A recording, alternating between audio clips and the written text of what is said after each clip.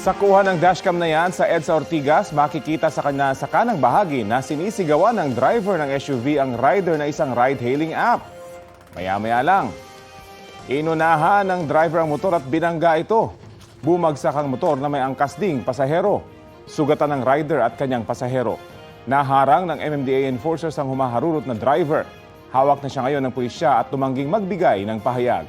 Sinampahan siya ng reklamong 2 counts of attempted murder ng Eastern Police District. Sinuspindi na rin ng LTO ang kanyang lisensya. Kapuso, alamin ang maiinit na balita. Bisitahin at mag-subscribe sa GMA Integrated News sa YouTube. Sa mga kapuso abroad, samahan nyo kami sa GMA Pinoy TV at sa www.gmanews.tv.